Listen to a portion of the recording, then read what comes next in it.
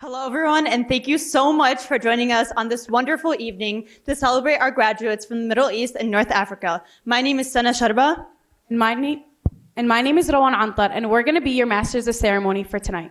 Before we begin this joyous ceremony, we would like to acknowledge that the University of Michigan was founded through the Treaty of Fort Meigs in 1817, when the Anishinaabe, the Three Fire Confederacy of the Ojibwe, Odawa, and Potawatomi seceded their portions of their land so that their children could be educated. Through these words of acknowledgement, their ancestral traditions and contemporary ties to this land and the founding of the university are renewed and reaffirmed. Thank you, Rowan, for leading us through this land acknowledgement. Every community owes its existence to generations from around the world who have contributed their hopes, dreams, and energy to making the history that has led to this very moment.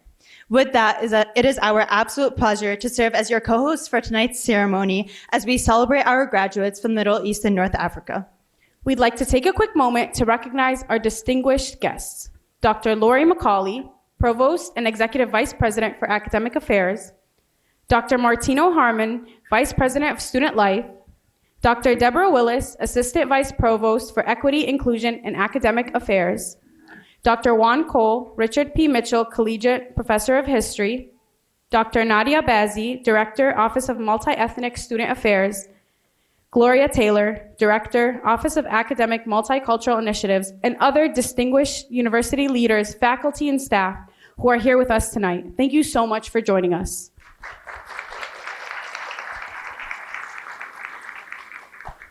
At this time, I would like to invite Dr. Lori McCauley to the stage to deliver our opening remarks for the night. Lori K. McCauley is the Provost and Executive Vice President for Academic Affairs, William K. and Mary Ann Najjar Professor of Periodontics, Professor of Dentistry at the Department of Periodontics and Oral Medicine at the School of Dentistry, and Professor of Pathology at the Medical School. Dr. McCauley earned her BS, DDS, MS, and PhD in veterinary pathobiology, all from the Ohio State University. She has had several visiting scientist and professor appointments, including the Institut de Génétique de Biologie Moléculaire et Cellulaire, l'École Normale Supérieure de Lyon, and the Center of Experimental Therapeutics and Reperfusion Injury at Brigham and Women's Hospital at Harvard Medical School. We would like to sincerely thank you for being with us here tonight. Thank you so much. It's just delightful to be here for such a joyous occasion. Let me start and just offer my congratulations to all the graduates. And thank you all for being catalysts for excellence at our university. Congratulations. Just to share a little background for this event, in 2015, a former student had the vision to bring together graduating Arab students from the University of Michigan, Ann Arbor, Dearborn, and Flint campuses to celebrate their achievements as one community. Omar Hashwi's vision was inspired by attending the University of Michigan's 2014 Celebración Latina, a graduation ceremony highlighting the achievements of the Latinx students. When Omar was completing his master's degree at the Ross School of Business, he brought his vision to the attention of administrators and his colleagues and received overwhelming support for an Arab graduation ceremony. With less than 6 weeks to plan, Omar worked closely with the Office of Academic Multicultural Initiatives to complete the planning for the first Arab graduation ceremony. In 2018, the Student Planning Committee named the Middle Eastern North African MENA graduation to include these communities. The ongoing result has been a vital expression for the achievements, cultural competencies, and the impact of MENA students for their Michigan journeys and the futures that await them. Omar's leadership is a model of how students working together and collaborating with faculty and administrators can bring positive changes to our campus. It also shows how the university can provide a safe working environment for students to practice change leadership. Without Omar's vision and leadership, we would not be sharing this moment for students, faculty, administrators, and staff to celebrate and recognize the contributions of Middle Eastern and North African students here at the University of Michigan. If he hadn't done this, we would have missed the opportunity to witness the achievements of this community. We would have missed an opportunity to express gratitude for your many contributions as students on this campus. The opportunity to celebrate a fuller breadth of diversity in our community would have been lost if it wasn't for Omar. Years from now, we will continue to celebrate the Middle Eastern North African community, its culture, and academic excellence. This day provides a profound opportunity to reflect on the opportunities that arise when we all work hand in hand to create a truly inclusive campus. I'm honored to be here with all of you tonight to celebrate your achievements and your role in being catalysts for excellence on our campus. Congratulations. And thank you, graduates, family, and friends, for being part of MENA and our celebration this evening. Congratulations.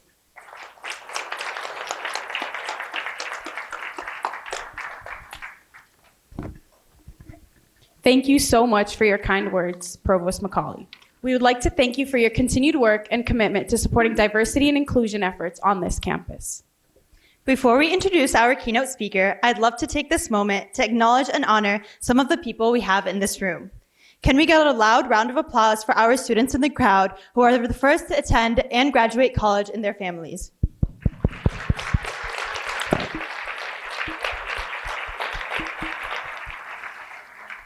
Can we get a loud round of applause for our faculty, staff, and students who have helped out putting on the ceremony tonight?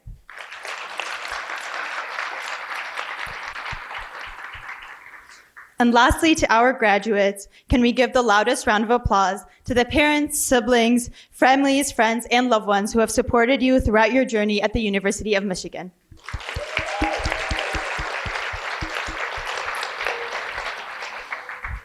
To every person in this room, your commitment to being a student, mentor, leader, or supporter does not go unnoticed.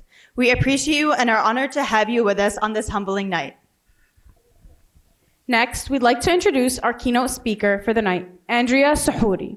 Andrea Sahouri is a Palestinian American and a criminal justice reporter with the Detroit Free Press. She's a Michigan native who grew up in the Flint area. She's an alumna of the University of Michigan, where she studied American culture and Arab and Muslim American studies, and a Columbia University graduate of the School of Journalism.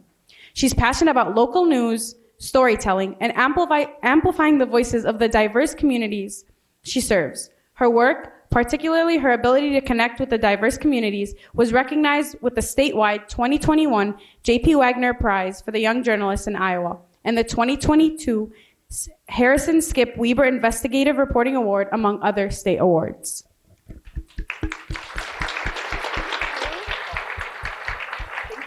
Thank you so much. Okay, let me get my phone out. All right, congratulations, class of 2023. I know it's been a tough few years, at times brutal, but you made it here today. Be proud of that. I learned that it's important to embrace these moments, to recognize the work it took just to get here. You all are amazing. I'm really honored to be here, considering it's only been 5 years since my own graduation. Actually, I'm pretty sure exactly 5 years ago today, I spoke at my own MENA graduation, except I think it was in the LSA building. I don't know, I can't remember. But at the time, I had no idea what life was about to throw at me. Literally no idea. I was about to move to New York and get my master's in journalism at Columbia University, despite having zero experience in journalism. Who would have guessed I'd be moving to Des Moines, Iowa, a city that I had never even heard of, after getting my master's, only to get pepper sprayed in the face and arrested by Des Moines police and taken to trial for doing my job covering a protest against police brutality. But more on that later. And who knew I would be back here, now a criminal justice reporter at the Detroit Free Press. There were times I had no idea what I was doing, and honestly, I still don't. But as my mentors have always told me, everything will be all right and everything will work out. And they were right. Every doubt I've had about myself or my career or my work has been met with opportunities I've taken advantage of and grew from. I've learned to trust the process, trust that if you put in the work, that if you believe in yourself, you get to where you're going and beyond that. I didn't grow up thinking, okay, I want to be a journalist, but the signs were always there. For starters, I love to write, always. I tried to write a novel about a time-traveling hot dog stand. I don't know why, but I made it to chapter 2. In 5th grade, I designed and printed newspapers for my 5th grade class titled Mrs. JJ's 5th grade newsletter. I recruited a few friends to write about the pressing issues of the time, from endangered polar bears to how to avoid chapped lips in the winter. I published 3 editions of the newsletter. Then my parents made me stop. I was using all their ink. Then my senior year in high school, we were asked to write an essay about our 5-year and 10-year plans. I wrote my essay about how I didn't know what the hell my life was gonna look like, which, was accurate. But we were also asked to do mock interviews in career fields of interest. And I actually interviewed at the Flint Journal, still not really understanding or having the resources or the knowledge of what journalism entails, or didn't have anyone to look up to in that field. I knew no journalists. But I didn't study journalism when I came to Michigan. I actually graduated, as you may have heard, with a degree in American culture and Arab and Muslim American studies. But it was there where I was taught the concepts of imperialism, colonialism, Orientalism, diaspora, epistemology, gender as a social construct, and so much more. It's where I learned for the first time the truth about this country's annexation of large swaths of Mexico, the Zapatistas and Chicana movements, our involvement in Cuba and Puerto Rico. It was where I was taught about the Black Panthers and the FBI surveillance of Black and brown leaders like Angela Davis, the origins of mass incarceration, the realities of police brutality, the Detroit Rebellion of 1967, redlining, and modern-day segregation. And it's where I was taught about basic women's health, the politics of sexuality and gender, comedy as social change, the ramifications of our widening gap in generational wealth, and racism within biometrics and surveillance. The list goes on. And as an Arab and Muslim American studies minor, I learned about Arab American feminisms, art, culture, and activism, the othering of immigrants, and perceptions of Arabs and Muslims in Hollywood throughout decades. And I had finally learned about Palestinian American resistance movements inside of a classroom and outside of the classroom. For instance, in 2017, we made history at this university and passed divestment for the first time, showing the university that its students no longer wish to be complicit in Israel's crimes of apartheid and inhumane treatment of Palestinians. To this day, that's one of my most fondest memories of being here. And I think it was actually this room that we had a celebration with La Casa as well. It was a big dance party. And so just really fond memories. Students Allied for Freedom of Equality, the Palestinian solidarity group that I had led during divestment, continues to put in the work to this day. I see you and I'm also proud. These teachings were a sharp contrast to my experience in my small town high school right outside of Flint, Michigan, where I was one of few students of color, and where my history teacher stopped me one day after class only to tell me that Palestine, where my parents were born, where I've visited numerous times, and where much of my family still lives, doesn't exist. I use everything I've learned here at the University of Michigan every day on the job. But I think one of the most important things that happened to me while I was here at Michigan was that I found my voice and I found my community. And it was that community that helped me find my voice. Enter journalism. Together here, the way we built strong coalitions and stood up for what was right, all of it made me realize that I wanted a career where I could harness the power of my own voice and the voice of others, because for too long I didn't recognize just how much power I have to create change in the world, how much power you all have. As a journalist, I shed light on injustice every day, but I also show the beauty and complexities of our communities. During my 3 years as a social justice reporter for the Des Moines Register, I told the stories of Des Moines' large immigrant and refugee population. I reported with sensitivity, cultural competency, and awareness of the imperialism and colonialism that brought them to Iowa in the first place. Like the story of Abdullahi Sharif, a child of Somali refugees who had gone missing in Des Moines for months, and the tensions that grew between a family who could not speak English with an all-white police force and an all-white police force. I was the only reporter in the city who told his story from the beginning to the end, not just because I was present and had earned their trust, but because I had an understanding of the family's culture and tradition, and because I had a genuinely care for Abdi's well-being.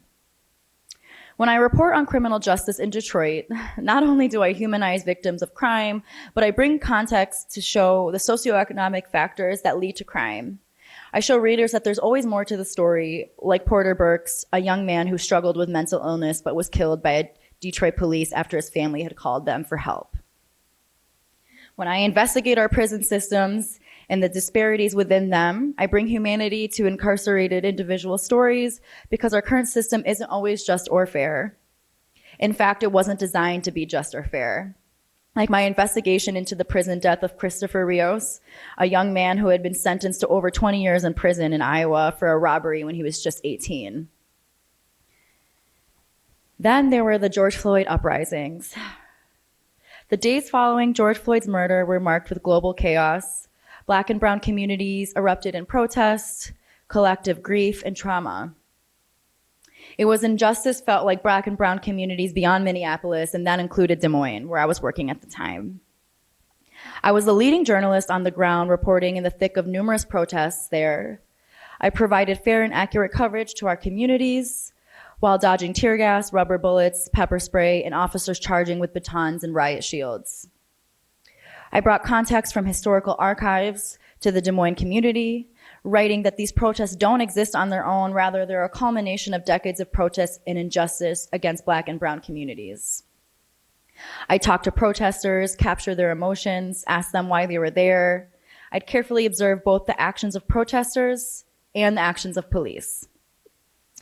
And on May 31st, 2020, I learned the realities of our justice system, especially for Black and non-Black people of color beyond the classroom or newsroom. I was reporting on a protest when I was pepper sprayed in the face at close range by a Des Moines police officer, placed in zip ties, arrested, and charged with interference with official acts and failure to disperse, despite repeatedly identifying myself as a Des Moines Register journalist. The officer said that's not what I asked when I identified myself. Then he deployed pepper spray right into my eyes.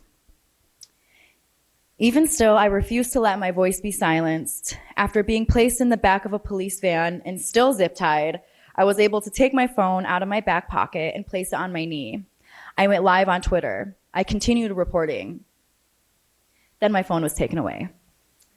The county prosecutor refused to drop my charges, despite an overwhelming lack of evidence against me and global campaigns from my alma mater, the Columbia University Graduate School of Journalism, and Amnesty International. And despite the fact that it's extremely rare in the United States for a journalism to be prosecuted for doing their job. I think I was like the first journalist to go to trial since 2018 at the time. And I went to trial in March 2021. A jury decided I was not guilty of the crimes they alleged I committed. Yeah, good times, honestly. The experience was challenging beyond the arrest because it felt personal. The police department and the county prosecutor knew me prior to my arrest. I had interviewed them multiple times for stories. Listening to my arresting officer lying under oath during my trial, watching the state ironically use local TV footage as evidence against me, reading the county attorney feed lies to national reporters, listening to the Des Moines police spokesperson insult and attempt to undermine me as a journalist on a local radio station, reading comments online like "lock her up" and the sexualization of my mugshot. All of it was difficult, and difficult is an understatement. When I was arrested, I wasn't even a year into my first newsroom job, but I learned firsthand just how far the powers that be can and will go to suppress First Amendment rights and intimidate journalists. My experience only emphasized what I already knew. Our voices are powerful. If they weren't, the state wouldn't have gone to such lengths to silence mine.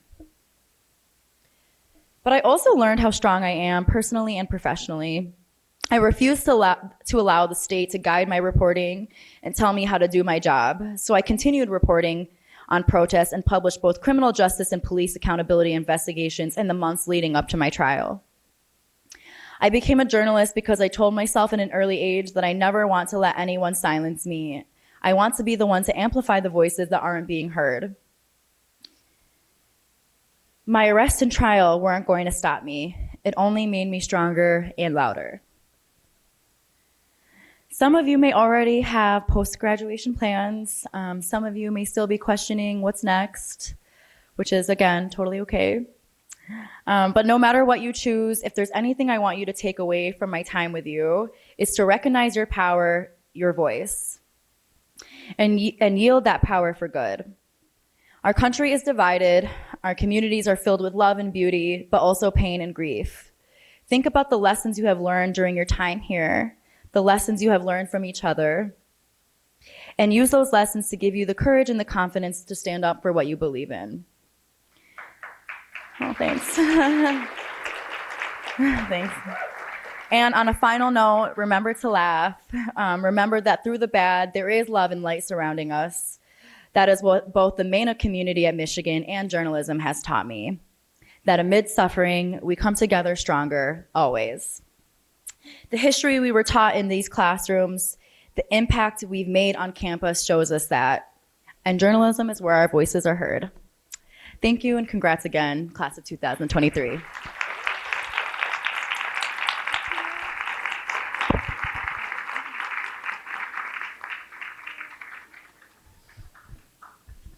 Thank you so much, Andrea, for your inspiring words. We appreciate you for taking the time to join us tonight despite your very busy schedule to celebrate the new graduates of our community. Next, I would like to invite Farah Noor Saad to the stage to deliver our student keynote remarks for the night. Farah is a graduating senior with a bachelor's in political science from the College of Literature, Science, and the Arts with a minor in Middle Eastern Studies. Throughout her 4 years here on campus, Farah has shown dedication and commitment to the MENA community on campus. So without further ado, please give a warm welcome to Farah Saad.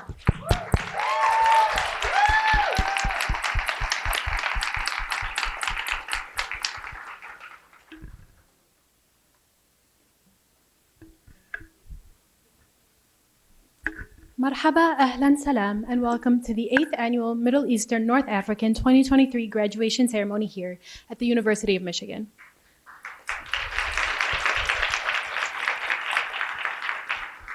My name is Farah Noor Hussein Saad, and it is my absolute honor to be here with you all today as a speaker, delivering the student commencement address. Before I get started, I would like for you all to take a minute to really embrace this moment. As you take a look around, notice your classmates dressed in their caps and gowns, and recall back to the first time you met them. These are the people that stuck with you through some of your toughest moments, and they were there for you during the greatest ones. They are the people that have supported you, laughed with you, encouraged you, and inspired you to be the person you are today. As you think back to how far we have come and how much farther we will go, know that these are the people that shaped a very memorable part of your life. So let us take a moment to applaud one another.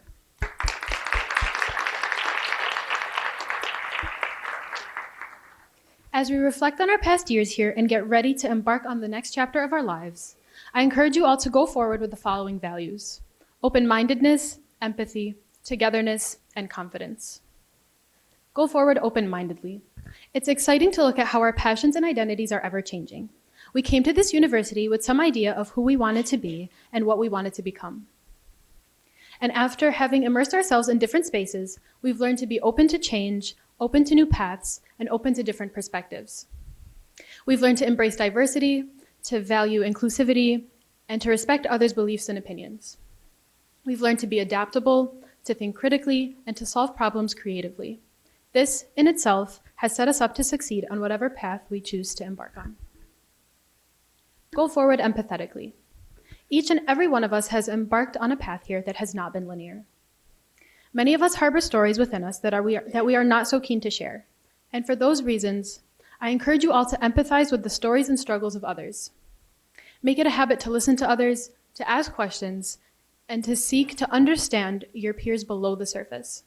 Practice kindness, compassion, and respect in your relationships, your workplaces, and your communities. Go forward together. We have grown to rely on each other as a home away from home. We come together as MENA students, basking in our inherent resilience to tackle anything life has thrown our way. We come together through hardship, through activism, through friendship, and through a shared understanding of the experiences we have had here that are not so easy to explain.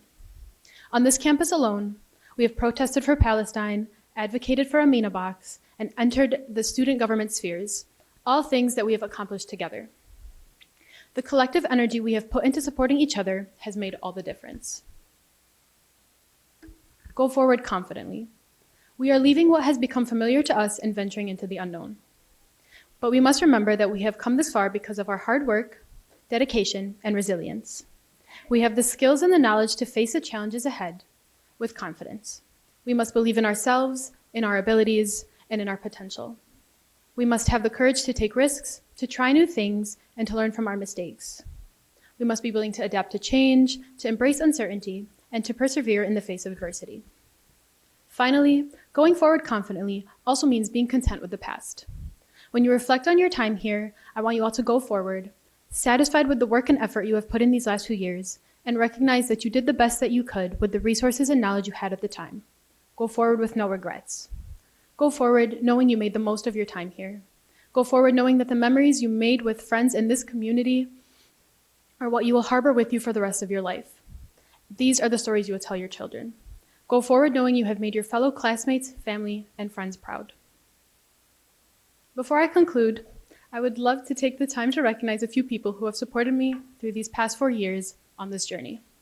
It is because of these individuals and the memories I have had with them and the lessons that they have taught me that I am the person standing before you today. To my mother, Mirna, thank you for being my backbone.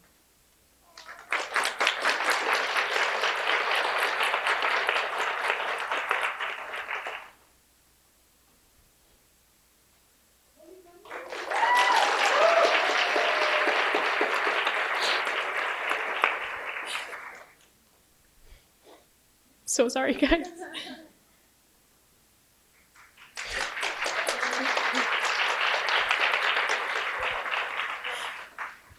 You have instilled in me values of perseverance and resilience, and I aspire to be a reflection of you each and every day.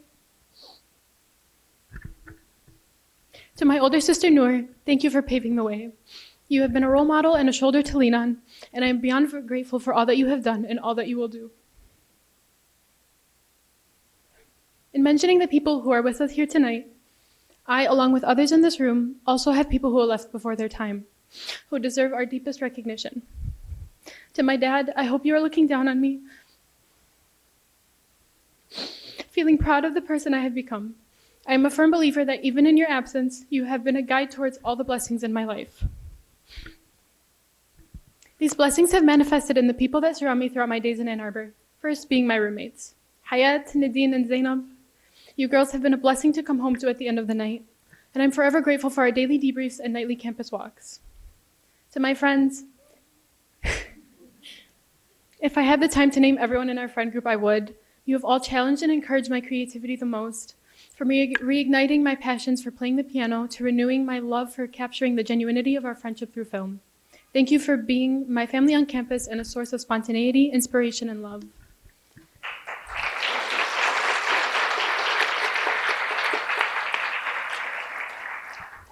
And finally, to Zana, my best friend, this is our second graduation together, and you have made every moment we have had together memorable. You have been my best friend for 6 years now, and I genuinely can say that I don't know what I would do without you by my side. To close off,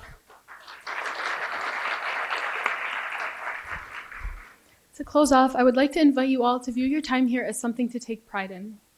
Your admission here was not easily obtained, nor was your education, and neither was your graduation. But the outcome of it was as beautiful as it was challenging. With that, congratulations to the graduating MENA class of 2023. Thank you and forever go blue.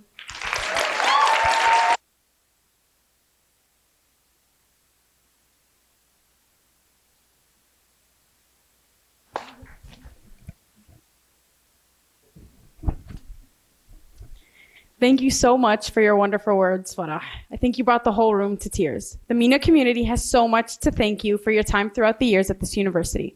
At this moment, we have the honor of recognizing our 2023 MENA graduates. If all graduates could please rise and line up on the right side of the room, please have the line wrap around outside and towards the elevators. If we could also have the platform party, please rise. And then just, and then just take a stance on the left side of the room. Graduates, as you're lining up, please remember to stay silent as we call out the names of your fellow graduates. Please make sure you have the white piece of paper with your name on it as well.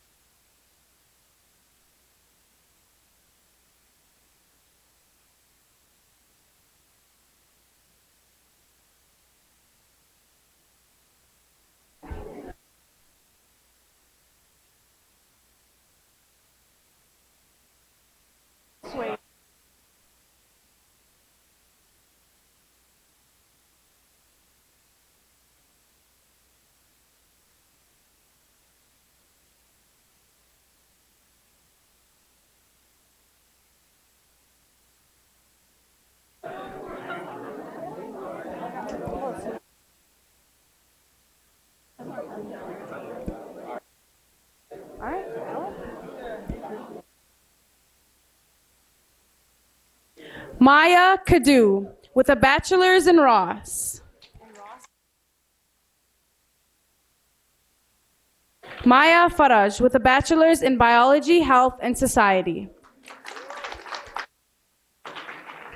Eliana Musalam with a bachelor's of business administration.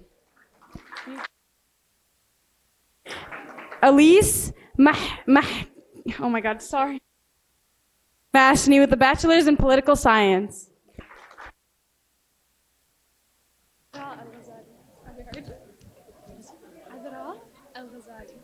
Adra Al-Ghazali with a bachelor's in public health. Salma Ibrahim with a bachelor's in biology.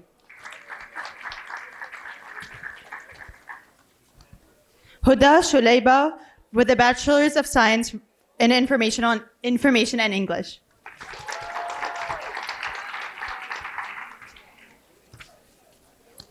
Zainab Hassan with a bachelor's from the Ross School of Business in Business. Abdullah Shukir with a bachelor's in biopsychology, cognition, and neuroscience. Adam Shalak with a bachelor's in biopsychology, cognition, and neuroscience.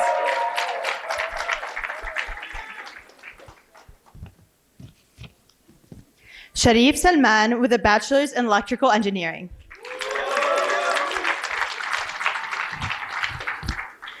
Noor Alisawi with a bachelor's in neuroscience.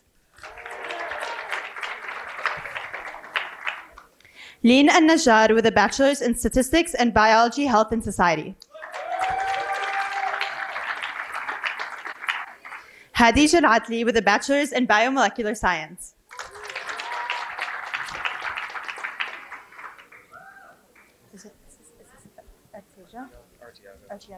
Matthew Artiaga with a bachelor's in computer engineering.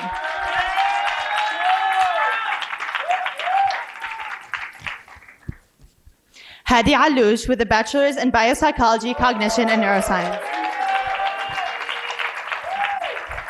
Muhammad Eder with a bachelor's in computer science engineering.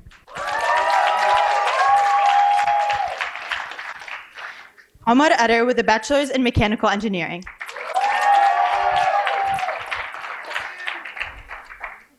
Ali Eder with a bachelor's in business from Ross School of Business.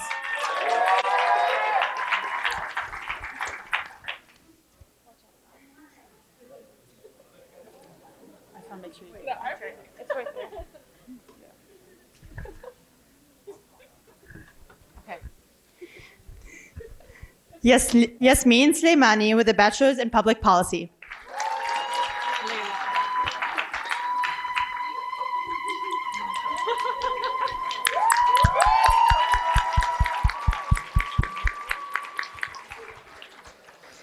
Leila Berry with a master's in biomedical engineering.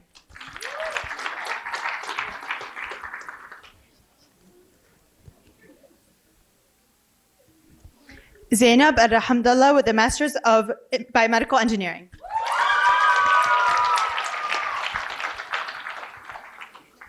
Hind Hussein Al-Munaidi with a master's in molecular and cellular and developmental biology.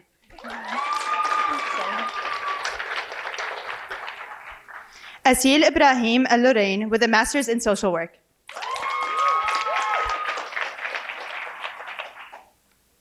Sara Kurdi with a bachelor's in integrated health. Zainab Bashroush with a bachelor's in biomedical engineering.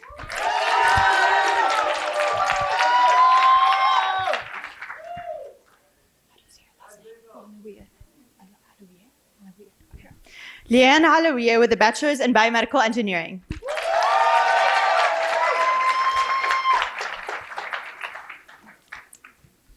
Hayat Bazi with a bachelor's in biopsychology, cognition, and neuroscience.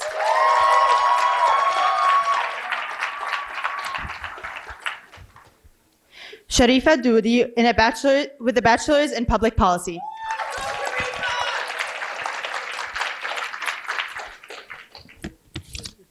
Omar Fahmi with a bachelor's in organizational studies.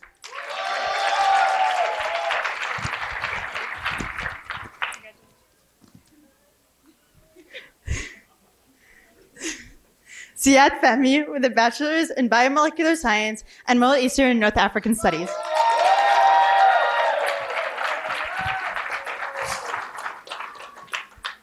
Batul Jorda with a bachelor's in psychology.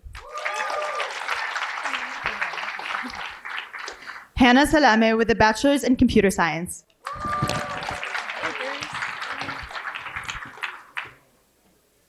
Grace Khoury with a bachelor's in cognitive science. Hamza Haqqani with a bachelor's in biomolecular science. Sami Isa with a bachelor's in biopsychology, cognition, and neuroscience. Mary Rose with a bachelor's in neuroscience.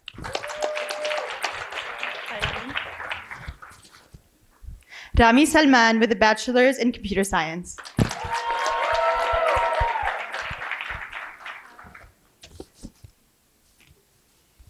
Sara Ahmed with a bachelor's in computer science. Wasim El Saeed with a bachelor's in computer science.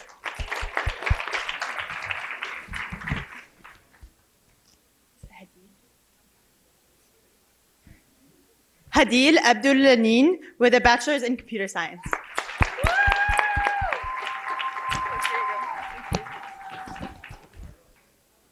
Mariam Haytham with a bachelor's in biopsychology, cognition, and neuroscience.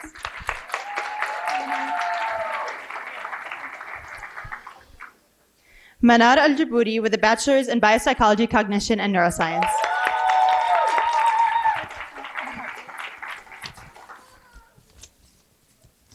Fatima Ali Khoja with a bachelor's in biomedical engineering.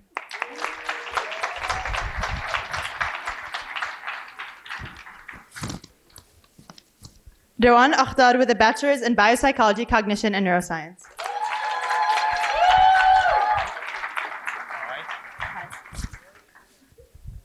Ammar Saloom with a bachelor's in neuroscience.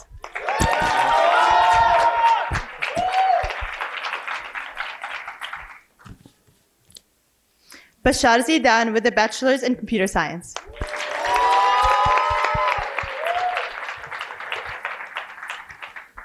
Sara Talib Agha with a bachelor's in psychology and biohealth and society.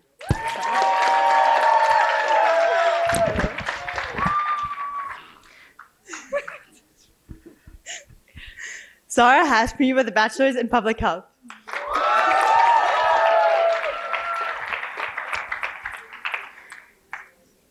Samna Abbasi with a bachelor's in psychology.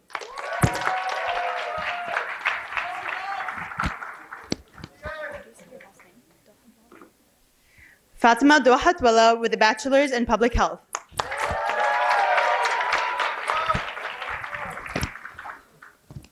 Yassine Balush with a bachelor's in neuroscience.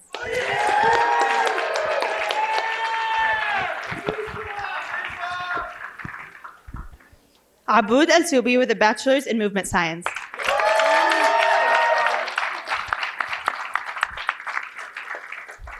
Ahmed Hussein Mustafa with a bachelor's in movement science.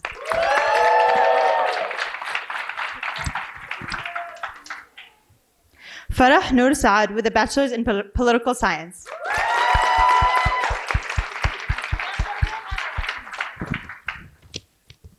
Zaina Rada with a bachelor's in political science.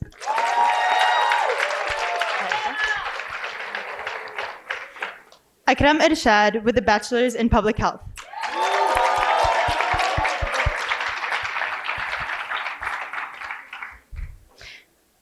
Abdu Atwi with a bachelor's in biopsychology, cognition, and neuroscience.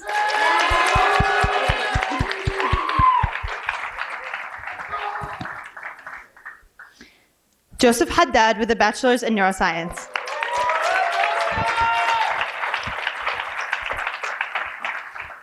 Daniel Abul Hassan with a bachelor's in sports management.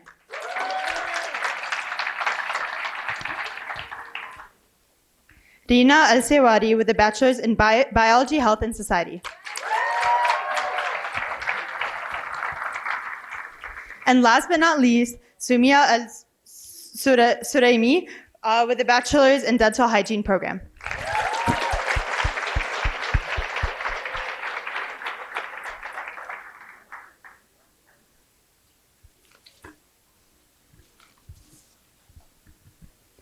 What an honor to see all of our graduates be recognized tonight.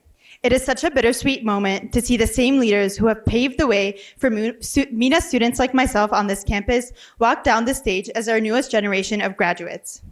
If I can impart on you with one last thought, or rather promise, it would be that we will continue to uplift and uphold the years of effort that you have put into this campus and into our community. We owe our future successes and accomplishments to you all and hope you remain close enough to celebrate them with us.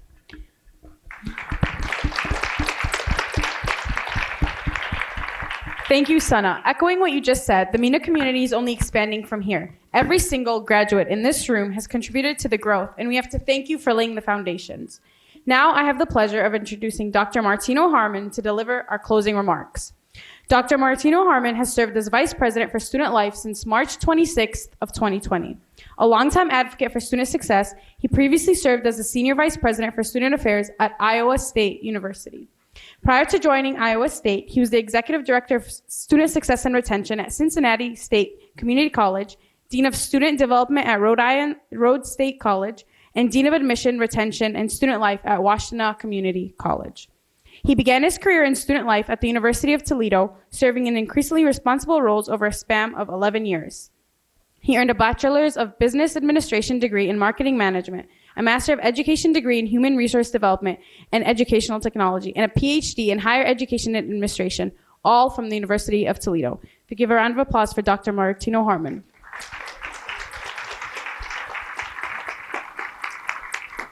Thank you for that kind introduction. Can we give one big round of applause for all of our speakers, our MCs, the organizers? They did a wonderful job. Thank you. So when you are the closing speaker, you have one main objective: be brief, because I stand between you and the reception, so I will try to honor that. I just want to bring greetings to the annual Middle Eastern, North African celebratory class, to your families and your friends, and to all of our faculty and staff who are here in attendance. As Vice President for Student Life, one of my roles is to connect students to communities beyond the classroom, communities that enable students to experience a sense of belonging, and as well as pride in their achievement and a state of well-being. It's pretty obvious that students have benefited from those connections just by being here tonight. While connecting students to communities, I too am immersed in the fabric of a campus environment. As students explore, learn, and grow, so do I. The Middle Eastern and North African community is culturally rich with many layers of diversity. The presence of these layers adds to our understanding and appreciation of those things that make us unique while enriching the beauty of our own humanity. Our own community is critically important. This is my first opportunity to attend this wonderful event. I arrived at the University of Michigan in June 2020 during the early days of the pandemic. It was those days that reinforced for me the critical importance of community, of togetherness. Hard times take layers of community and mutual support to overcome them, and it takes a diversity of thought, identity of people for a community to truly flourish, even in good times. As you transition from being a student at the University of Michigan to being an alum of the greatest university in the world, you can applaud on that if you want. I encourage you to keep growing your communities, keep growing the connections and the networks you've joined and planted here, and join and plant new ones as well. The critical impact of your community of friends, allies, professors, researchers, and administrators, this does not have to end for you with graduation. We hope to remain a stable foundation from which you can continue to expand your horizons in order to be a positive change makers in the world. I would say to continue to be positive change makers in the world. We look forward to the legacy that will spring from your time as a member of the broader Michigan community. We applaud the pathways that you will forge moving forward and will always value that you will forever be a part of this family, its excellence and its impact. I would be remiss in closing if I did not remind all of you to forever go blue. Wear it well, not any blue, but a pigment of blue designed by you that is deep and rich and that will not fade, that will never fade with the passing of time. So I would ask you to do one more thing. Please stand if you are able, the graduates, family, and friends, as we honor you one last time. Oh, we can do better than that. All right, that's better. That's better. Thank you. Thank you for all you've done. Thank you for participating, and thank you for making the University of Michigan a better place. And go blue.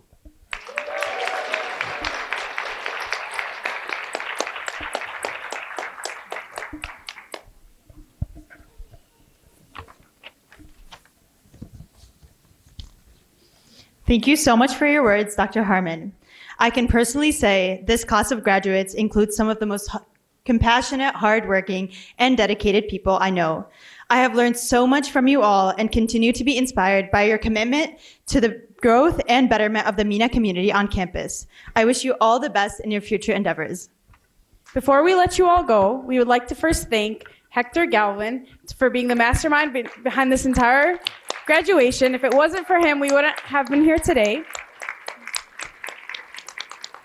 We would also like to thank our fellow committee members, OAMI student staff, as well as all family and friends that have helped put on this celebration. It would not be possible without each and every single one of you.